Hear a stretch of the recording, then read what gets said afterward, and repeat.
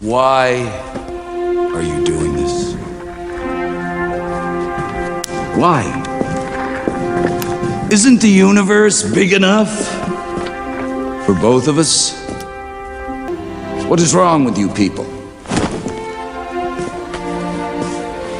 We could work together. Why be enemies?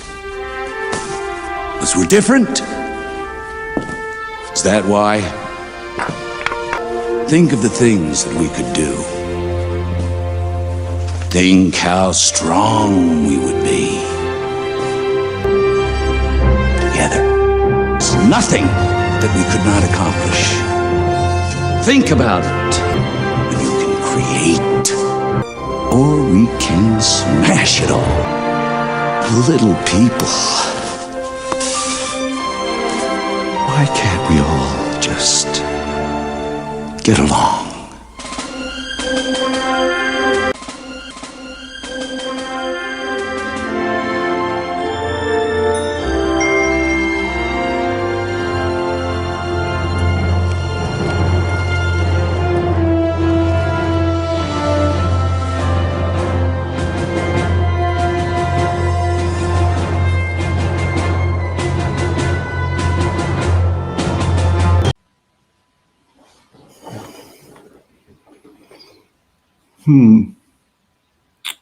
Why can't we get along?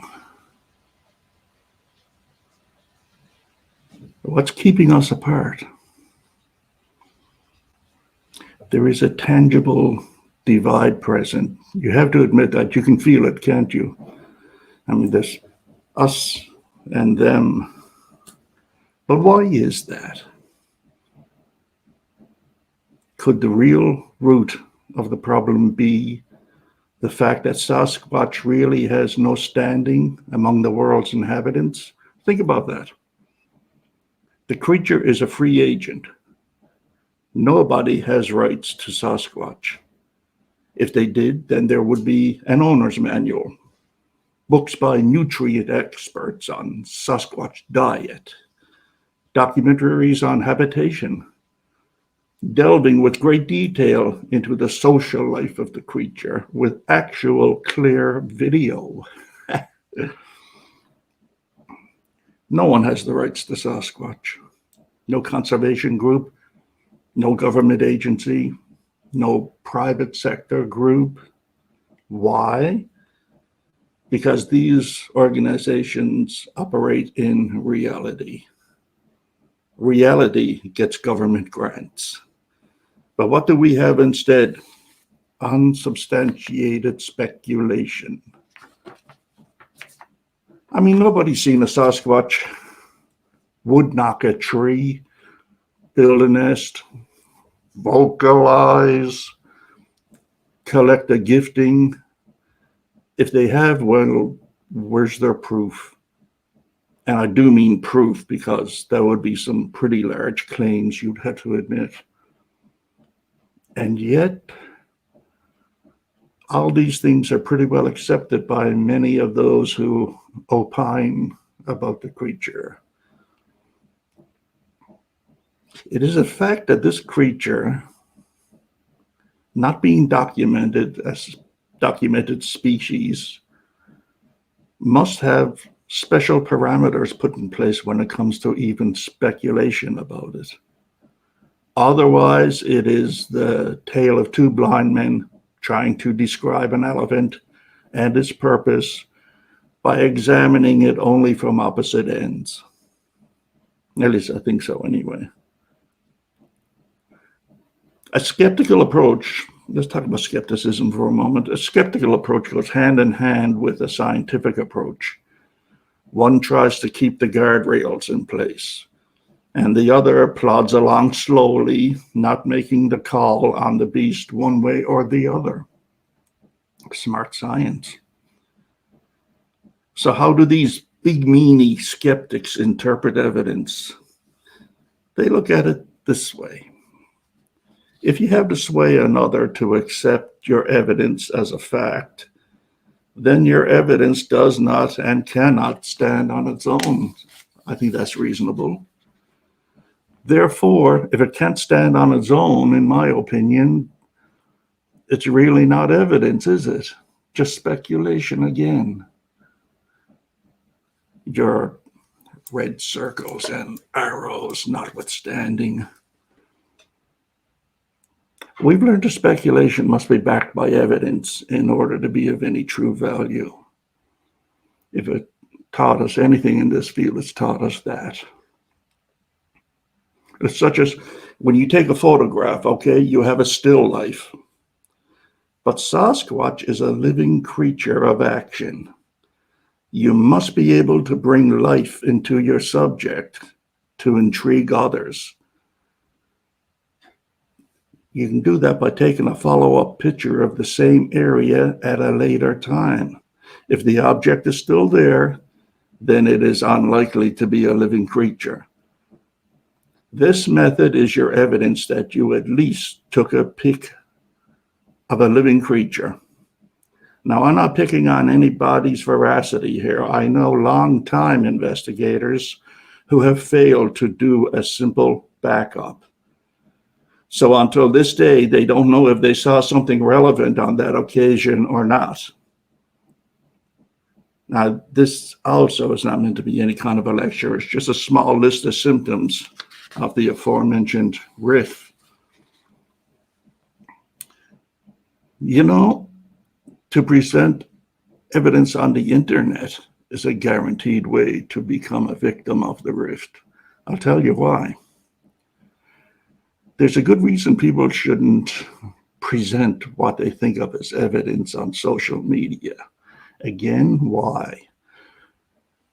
Because the fact of the matter is there's nobody there who's enough of an authority to tell you if you have anything worthwhile or not. And that's a simple truth. So you're leaving yourself open for disappointment, I think. Social media can often be blind leading the blind.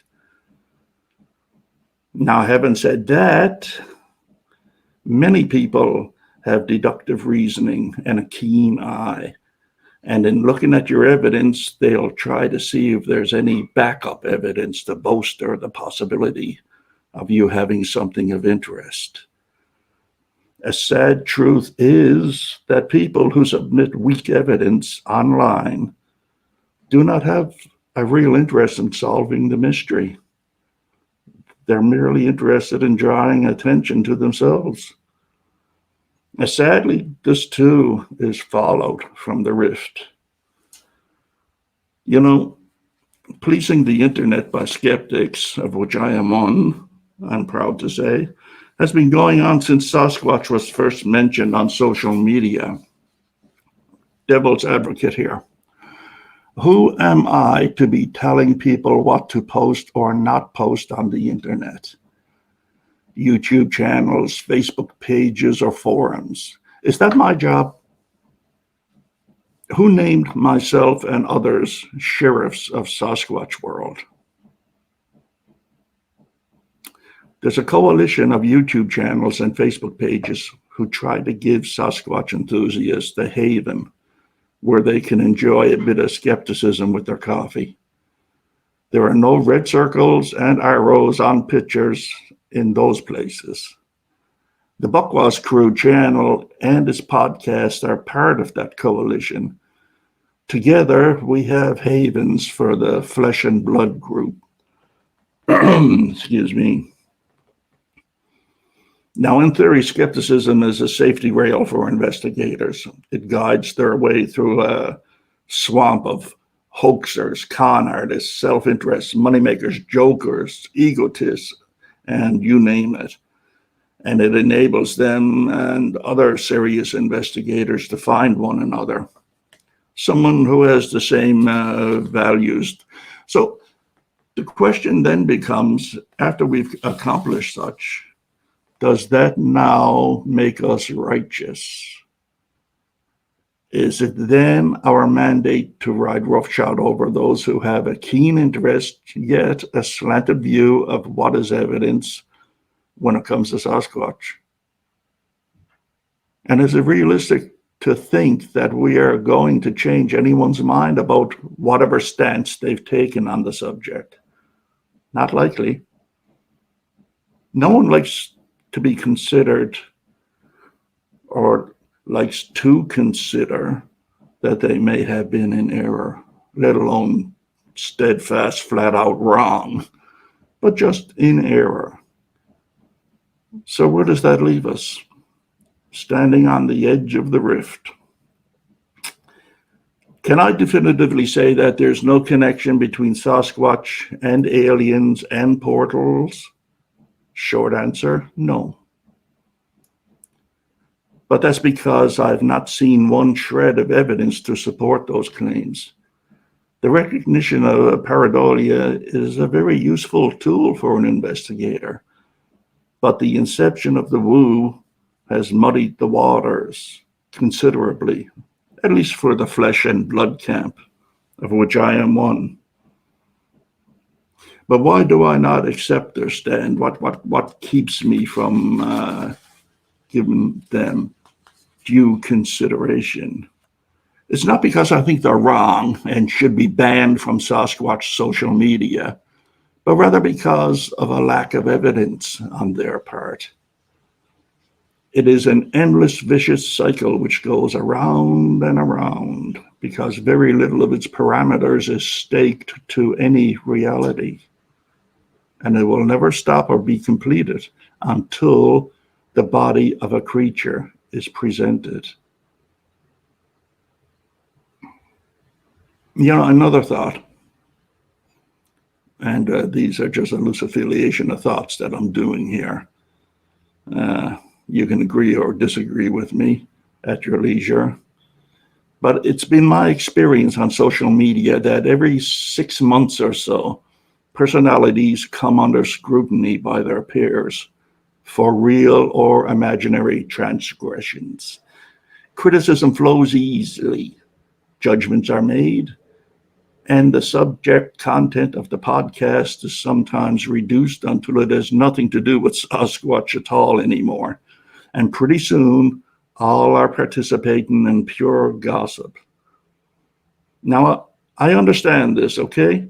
Sasquatch is a subject with limited talking points, so boredom sets in sooner than later.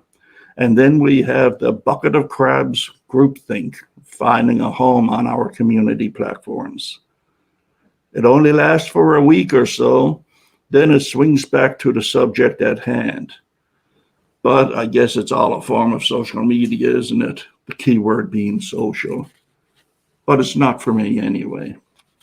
I'd rather talk about the creature or don't talk about the subject whatsoever anyway.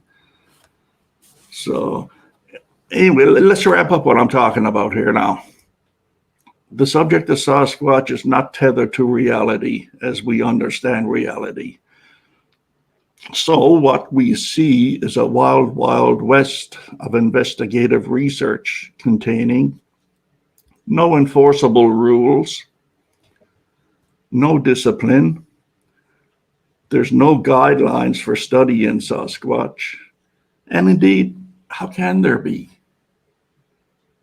But what about the people who've seen one, you say?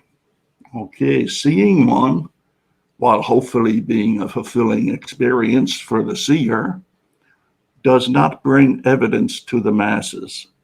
Seeing one without supportive evidence does not further a scientific approach to the subject. The phenomena of Sasquatch is totally based on a house of cards, which is called anecdotal evidence. Hence the rift. One side of the rift is based on anecdotal evidence, which produces in a lot of people a thrill factor, which in turn causes them to yearn for more, a constant craving to be titillated, so to speak. And the other side of the rift is the scientific approach for the gathering and documenting of evidence, of which there's precious little. So, with no rules or guidelines at play, there is a wide strip of chaos which neither side can cross. So they must remain separate, staring across the rift at one another, each cheering for their own camp of thought. That is the only reality of Sasquatch world. So enjoy whatever version of Sasquatch research you lean towards. But if you're going to share evidence or defend it to others, then I think you'd better have subsequent evidence to back it up. And that does not mean by hoaxing evidence to support it. Also remember, pareidolia, just because you wish it does not make it so. Present good evidence. Who will criticize you? Not me. Maybe one day we'll get lucky about it all.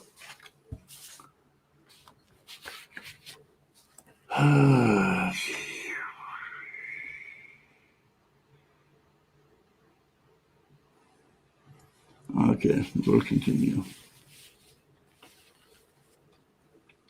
Just to change the subject, people wonder why I don't do live shows.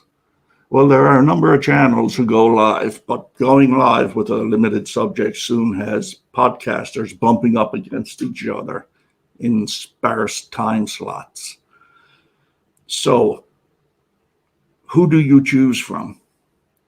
You only have so many nights a week. So my way of thinking, people who attend live podcasts are just as well served by a pre-recorded podcast that they can watch or listen to at their own leisure. But hey,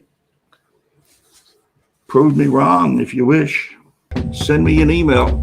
Let me know your thoughts about live or recorded shows. You know, it costs me about $400 a year to carry this off. And that's American. Canadian, it's easily over $600 a year out of my own pocket. So I have an incentive to get this right, and that incentive is you. It's all pointless without you. So do me a favor. You folks who are watching this on YouTube, and you folks who are listening to me on the podcast version, please send me an email.